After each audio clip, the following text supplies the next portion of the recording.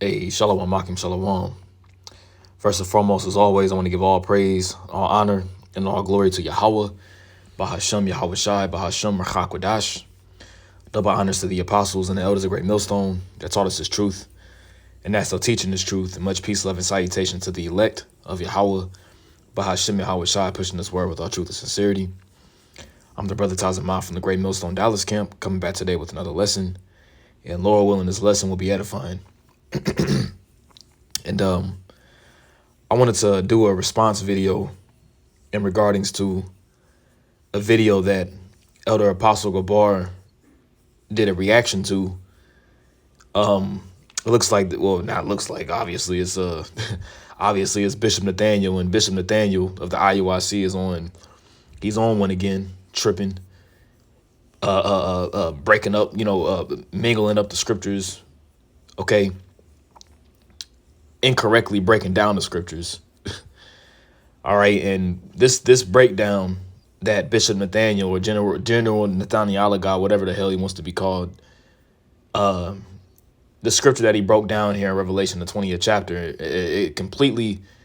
it's completely erroneous. It's a lie, and also too, it would make Yahweh Ba'Shem Yahweh Shai a liar based upon his breakdown that in the kingdom, after 1,000 years are expired, after the destruction, the first resurrection, 1,000 years is going to be expired. Obviously, there ain't going to be no dead bodies being picked up if after that, after that time, as he went in Isaiah the 24th chapter, which it says that they shall be visited. When you get that word visited in the Hebrew, by the way, when you get that word visited in the Hebrew, I'm going to come back to this. When you get that word visited in the Hebrew, that word is paquad. It means to be punished. Okay, so it says, and it shall come to pass. It shall come to pass in that day that Yahweh shall punish the host of the high ones that are on high, which is going into the destruction of Esau, Edom's power structure, the fall of America, the collapse of the elites. All right, this is where Yahweh Shah said, I beheld Satan falling as lightning. You see, and the proud being humbled. You can also line this up with Isaiah the 2nd chapter.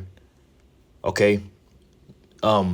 Actually, we'll get that here in a second. It says, and it shall come to pass in that day that Yahweh shall punish the host of the high ones that are on high, which are the elite, and the kings of the earth upon the earth. And this is also going into the different nations being judged. All right, you can liken this in Revelation, the 19th chapter, I want to say it is, where it says that Yahweh Shai shall come back and he shall have many crowns on his head.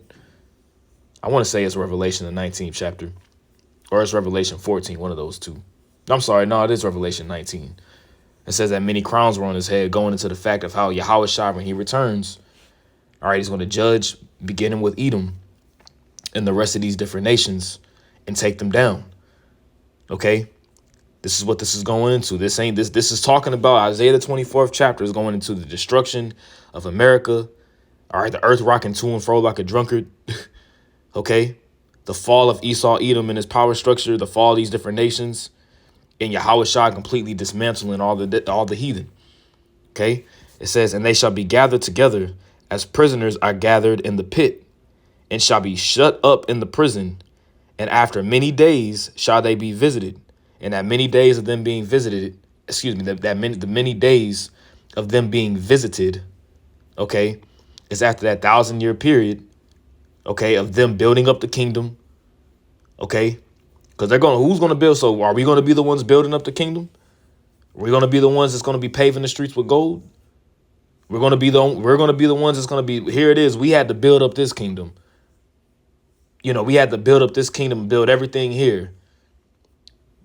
Okay, but the curses are going to be reversed and put onto our enemies, as it says in Deuteronomy 30. But in the kingdom, we're going to have to build up our own kingdom again. Do you hear that's the madness? That's the madness of what that's the madness of what these guys are. When you really analyze what Nathaniel's saying, that's pretty much what he's saying, is that we're going to have to build up the kingdom. We're going to have to bury the dead bodies. We're going to have to build up our own kingdoms. We're going to have to pave our own streets with gold. No, that's going to be what the heathen are going to do. That's the whole point of them going into slavery. Duh, right? And then after many days, all right, they will be visited. And that visited is going into Obadiah, the first chapter, where they're going to be burned up. That word visited means punished. When you get it in the Hebrew, that word is paquad. Okay? Paquad. To attend to, muster, number, reckon, visit, punish. You see, they're going to be punished. Okay? So when you go into it of what Nathaniel's saying, when you go into it of what Bishop Nathaniel's saying, he's saying that in the kingdom, Gog and Magog, after 1,000 years, Gog and Magog, here it is. We're gonna let them let them go. And then Gog and Magog gonna gather in the kingdom. We got spiritual power, immortal bodies. We're in a perfect state, but Gog and Magog gonna gather up the different nations to try to come up against us again. When the scripture says that they shall learn war no more. And the scripture says that when the righteous are in authority, the people rejoice. So what are you talking about? See, that's what the scriptures talk about, adding unto the scriptures, man. You should not add nor take away from the scriptures. If you add unto the scriptures, the plagues of this book will be added unto you. And he's adding to the scriptures, man. He's saying that the Lord is a liar, pretty much. Because the Lord clearly said that the nation shall learn war no more. So how are they going to gather in the kingdom? How are they going to gather themselves? Here it is. Yahweh Shai himself is going to be ruler. He is the sole ruler of everything. But in his kingdom, the nations are going to rise up again. Do you hear how bugged out that sounds? 1,000 years, there's no war on the earth. Now we loose this white man. We loose this white man. So we loosed him after so we're going to loose him. He's going to be loosed again. Hold up a second. Does not the scripture say that he doesn't possess the face of the world with cities? Let's get that real quick. Isaiah 14 and 21. It says, prepare slaughter for his children for the iniquity of their fathers. This is going into when the Edomites are judged. Okay, they're going to be completely cut off. After 1,000 years, they're going to be completely cut off. There ain't going to be no Edomites. Okay? So it says, prepare slaughter for his children for the iniquity of their fathers. It says that they do not rise, nor possess the land, right? Nor fill the face of the world with cities. So after 1,000 years, they're going to be cut off to the point whereas they're not going to be able to rise. So how are they going to rise up? How is Gog and Magog going to rise up? Because they are Edomites at the end of the day. So how are they going to rise up? Yahweh Shai ain't gonna have a foothold in his own kingdom with spiritual power. The elect having spiritual power. I'm talking about the scripture says that we shall be made a sharp threshing instrument having teeth. And it says that we shall make the nations as matter of fact, let's get that real quick. Is that Micah the 5th chapter? No. There is one in Micah as well too. But this one I'm wanting is in Isaiah. Sharp threshing instrument. I want to say it's like Isaiah 40 maybe. Isaiah 41. All right, Isaiah 41 verse 15. It says, behold, I will make thee a new sharp threshing instrument having teeth. So how are the nations going to rise up in the kingdom when the Lord is going to make us a sharp threshing instrument having teeth? A sharp threshing instrument having teeth is pretty much a threshing board. That is an ancient threshing board that has sharp stones on the bottom of it. And it's used to thresh out the wheat and thresh out the grain.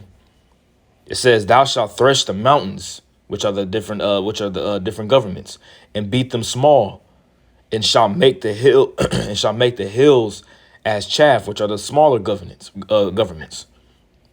So they're going to be the different nations are going to be beat down. Okay, they're going to be beaten to subjection. Why does the scripture say? Why does the scripture say that we're going to rule over the heathen as a potter's vessel? And we're going to dash them to pieces as a potter's vessel. How are they going to be dashed to pieces but rise? How is that even going to happen? So they're going to be dashed to pieces in the kingdom, and then eventually we're going to let them loose, and then they're going to get a foothold and gather up, and pretty much it's going to be a spirit. It's going to be a coup, and pretty much what Bishop Nathaniel was saying is going to be a coup in the kingdom of heaven. It's going to be a coup. Get the hell out of here, man.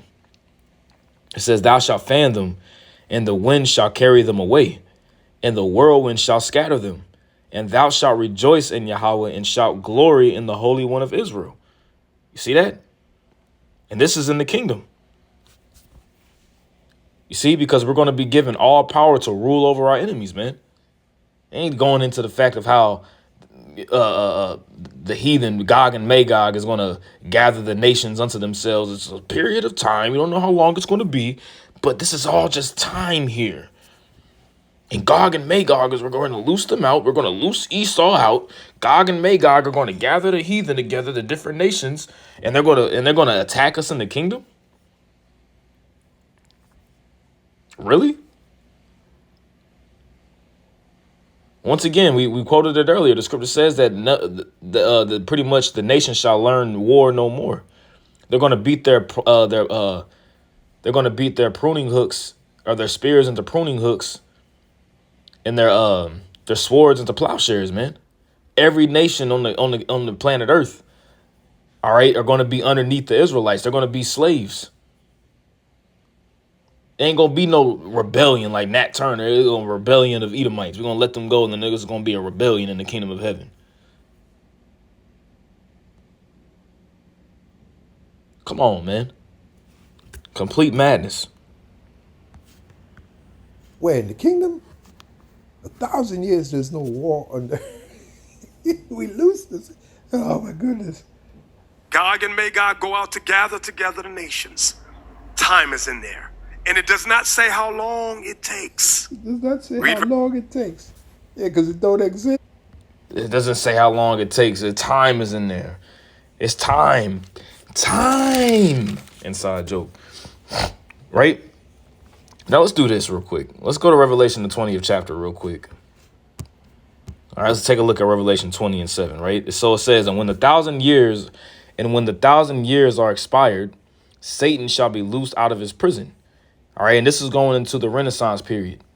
After 1,000 years, all right, whenever the Roman Empire went down, okay, roughly around 325 AD, going into the late 1300s, early 1400s, mid 1400s, that's when Esau pretty much got an established foothold back into the planet Earth. You see, through his iconoclasm, okay, his whitewashing of the images, okay, the destruction of Jake during the time of the Dark Ages. Eventually, we fell. Okay, Esau was put in prison in a sense of them being subjugated during the Dark Ages, man.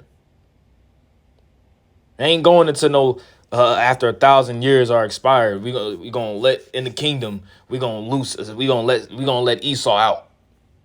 And he's just gonna run rampant on the earth. He's just gonna run rampant all over the planet Earth again. We're gonna let him out.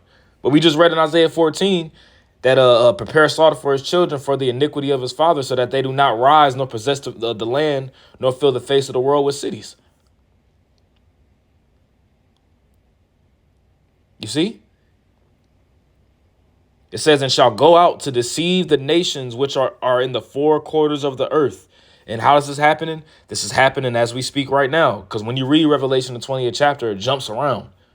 Okay, when you read Revelation, the 20th chapter, and I saw an angel come down from heaven, having the key of the bottomless pit and a great chain in his hand. Okay, that bottomless pit is talking about Europe, and that great chain is going into slavery.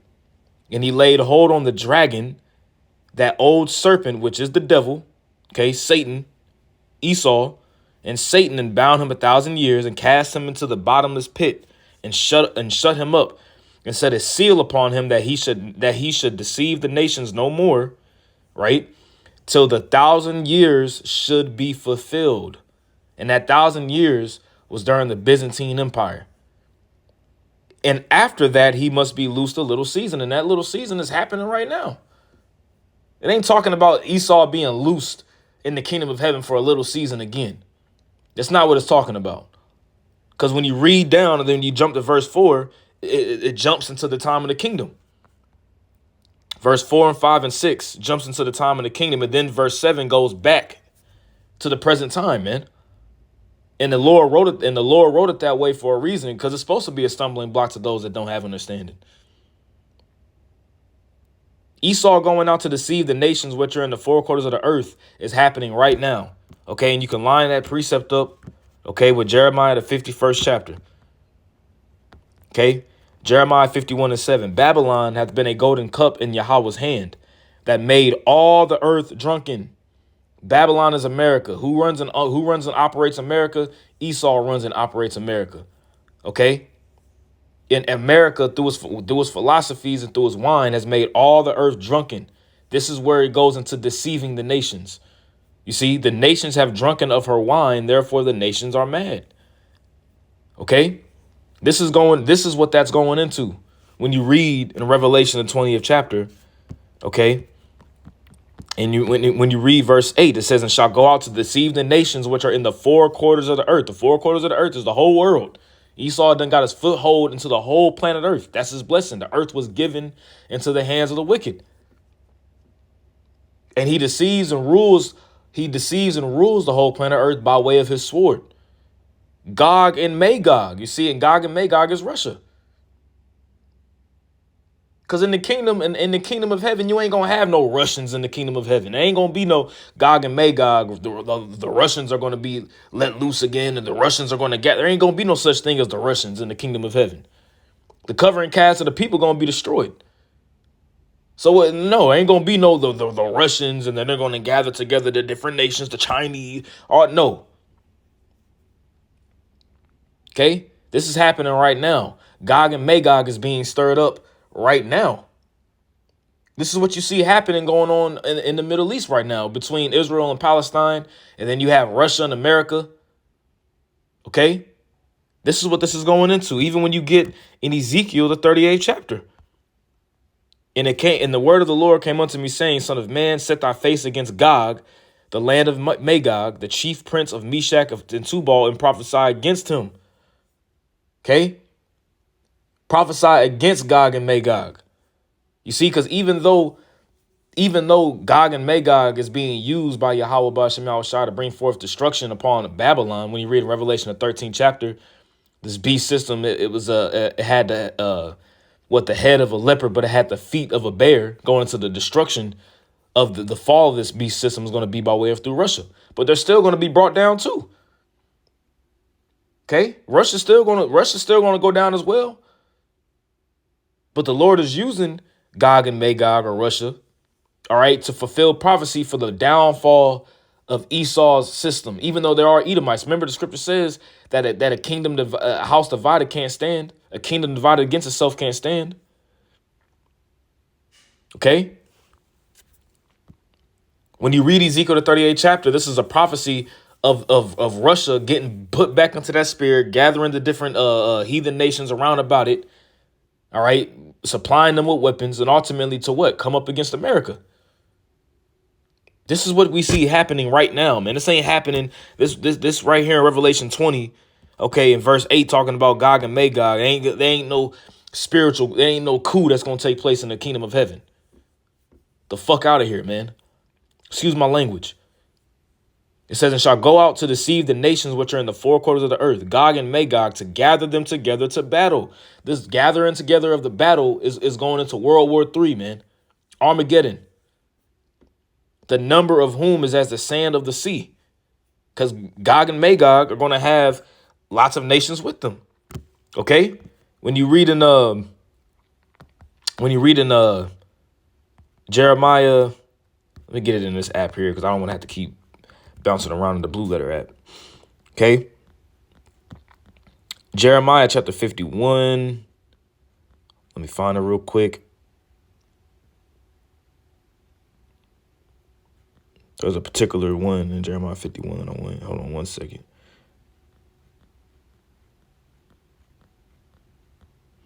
Yeah, here it is. The Lord gonna make us his battle axe and weapons of war, but the heathen are gonna rise up in the kingdom after 1,000 years. That makes a lot of sense. Oh yeah, there was another one of Micah that I want to grab too in regards to that. Lord will, I'll get that one too. Um, Hold on. Here it is. Yep. Okay, so this is Jeremiah 51, verse 27. It says, "Set ye up a standard in the land, blow the trumpet among the nations." This is happening right now. "Prepare the nations against her." Against who? This her is Babylon. "Call together against her the kingdoms of Ararat," which is Turkey, many, okay, which is I want to say that's Romania, Ashkenaz, Germany. "Appoint a captain against her." That captain is who? Russia, the chief prince. That Russia is that captain. "Cause the horses to come up as the rough caterpillars. Prepare against her the nations with the kings of the Medes," which is Russia, "the captains thereof, and all the rulers thereof, and all the land of his dominion." This hasn't happened yet. This is going to happen. This is getting ready to happen. "And the land shall tremble in sorrow," which is talking about Babylon, America. "For every purpose of Yahweh shall be performed against Babylon, to make the land of Babylon a desolation without an inhabitant." Okay, this is what's getting ready to happen right now. Okay, this is what you also see happening in Revelation, the 20th chapter, verse 8. "The number of whom is as the sand of the sea." Right? Verse 9. "And they went up on the breadth of the earth, and compassed the camp of the saints about, and the beloved city." Okay? Because there's gonna be a great persecution that's gonna come down. It's gonna be a great persecution that's gonna happen amongst the Israelites, but also to the land of Israel. The actual land of Israel is gonna be destroyed. Okay, you can read about that in what? Ezekiel the 38th chapter as well too. See? So it says, "And they went up upon the breadth of the earth, and compassed the camp of the saints about, and the beloved city. And fire came down from the Most High out of heaven, and devoured them." And that fire is going into thermonuclear destruction. Okay, and fire from the chariots, because simultaneously as World War III is happening, okay, as World War III is taking place and happening, Yahweh Shah is going to return. Okay, and then all the different nations are going to try to gather themselves together to fight against Yahweh Shah. Even the Russians, even Gog and Magog, even them too. Gog and Magog, Moab, Ammon, Ishmael. In today's terms, Russia, China, Japan, Saudi Arabia, Iran. I think I said Iran already. These different Hamitic nations. Because in the midst of World War III, Yahweh Shah is going to return with the chariots, and then all these different nations are going to gather themselves together as one to try to fight against Yahweh Shah and the Holy Host. That's what Ronald Reagan. That's when Ronald Reagan made that speech. Okay, that's when he made that speech about if there's any kind of foreign threat, whatever the case may be, all people need to come together, for lack of better words. This is Revelation chapter 12, verse 7. It says, "And there was war in heaven," and that war in heaven, all right, ain't talking about some spiritual battle going on between the spiritual demon Satan and the fallen angels and demons against Michael and the angels, and it's a battle that's going on in the heavens, and you're gonna be seeing angels and demons flying around like Constantine. That's not happening. "And there was a war in heaven. Michael and his angels fought against the dragon, and the dragon fought and his angels," which is going into the holy host, Yahweh Shai, Michael and the angels. Okay, the chariots returning.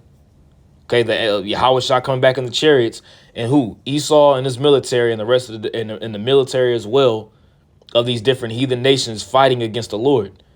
Okay, the Space Force and all them. Okay, it says, "And prevailed not," and you can read this account in 2nd Ezra the 13th chapter. "Neither was their place found any more in heaven." You see, in that heaven is going into what? That heaven is going into the pretty much the downfall of Esau, because he's in his heaven right now. But literally, their place not being found in heaven is going to be their military might. It's going to be completely destroyed. And the great dragon was cast out, that old serpent called the devil, Okay, he was cast out of what? He was cast out of his rulership and power, and Satan, which deceiveth the whole world. Okay, he was cast out into the earth, and his angels were cast out with him. And like I said, you can read that account in 2nd Ezra, the 13th chapter. But hold on a second, there's more. Let's read verse 10. And I heard a loud voice saying in heaven, now is come salvation, okay, and strength in the kingdom of our power, and the power of his anointed, Hamashiach. For the accuser of our brethren is cast down. This is going to be whenever Esau is cast down. Okay? This beast system is destroyed. America is destroyed.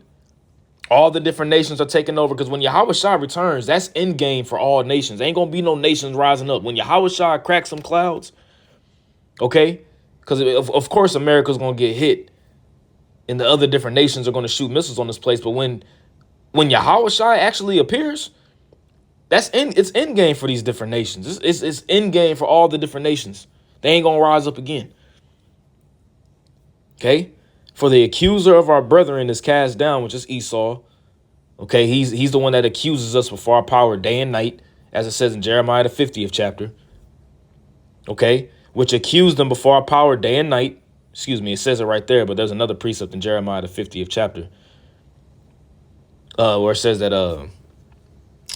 let me just get it real fast. Jeremiah 50 and 7, I think it is. Right, Jeremiah 50 and 7. All that found them have devoured them, going into the different nations. Okay, and their adversaries said, "We offend not, because they have sinned against Yahweh, the habitation of justice, even the Lord Yahweh, the hope of their fathers." Okay, and they set up these different stumbling blocks and things of that nature for the children of Israel to transgress. Okay, but when Esau's cast down, that's no longer going to happen. There ain't going to be no more deceiving on the planet Earth no more, man. All deception and all lies are going to be swallowed up. Okay, does not the scripture say that death shall be swallowed up in victory? So if death is going to be swallowed up in victory whenever Yahweh Shah returns, and the last enemy is death itself, how are the nations going to gather themselves to fight against us in the kingdom? I don't get it. Anyways, let's go back to Revelation 20, verse 10. It says, "And the devil that deceived them was cast into the lake of fire and brimstone." And that lake of fire and brimstone is America being completely engulfed in flames. Okay? Or the beast and the false prophet are, which the false prophet is a Roman Catholic Church. Okay? And shall be tormented day and night forever and ever, which is really just a period of time. The nation's going to see the smoke of her burning. Okay? And I saw a great white throne, and him that sat on it, from whose face the earth and the heaven fled away. You see? And that's going into whenever Yahweh Shah returns, all things are going to be moved at his presence, man. Habakkuk, the 3rd chapter. The scripture says that every eye shall see him, and all the tribes of the earth are going to mourn. They're all going to mourn when he returns, but it's going to be that devastating whenever Yahweh Shah returns, man. And there was found no place for them. You see, there was found no place for them. And I saw the dead, small and great, stand before the Most High. And the books were opened. Okay, now here's the second death, right? And the books were opened. And another book was opened, which is the book of life, which the elect are going to be written in the book of life. Okay? And the dead were judged out of those things which were written in the books according to their works. That's why the scripture says, "He that wandereth out of the way of understanding shall remain" what? In the congregation of the dead. That's why they're called the dead. You see? That's why they're called the dead, and they're going to be judged out of the book of life, which the book of life goes into pretty much the scriptures, man. And according to their works, they didn't walk according to the standards. So what? They're going to be destroyed in the second death, which is what? The thermonuclear destruction. Okay? And the sea gave up the dead, and the sea gave up the dead which were in it, and death and hell delivered up the dead which were in them, and they were judged every man according to their works. And death and hell were cast into the lake of fire. That lake of fire is America. This is the second death. So how is hell, a place where you burn forever, going to be cast into the lake of fire? Okay? Death and hell being cast into the lake of fire, and the second death is a thermonuclear destruction and the fire from the chariots engulfing this place, man. But simultaneously, while that's happening, that's going to still also be simultaneously the downfall of Esau. And the rest of the downfall of Esau, Edom, because he's the top nation on the planet Earth right now, and the rest of these different heathen nations, man. And whosoever was not found written in the book of life was cast into the lake of fire, which is the second death, the destruction. They're going to be burned up. It ain't talking about no in the kingdom, Gog and Magog, they're going to deceive the nations. They're going to gather the nations together and deceive them to come up again. No, man. And I'm going to listen to some more of that video because I'm going to do another lesson, on Lord willing, on it too, because this dude, Bishop Nathaniel, he's a madman. That's why the scriptures talk about whose mouths must be stopped, who subvert whole houses, man. He's subverting, he subverts people, man. He's a warlock, man. And he's definitely been compromised. So Lord willing, this is an edifying lesson. Like I said, Lord willing, I'll come back again with another one. I want to give all praise, honor, and glory to Yahweh, Bahashem Yahweh Shai, Bahashem HaKadosh. Double honors to the apostles and the elders of Great Millstone that taught us this truth and that's still teaching this truth. And much peace, love, and salutation to the elect. Shalom.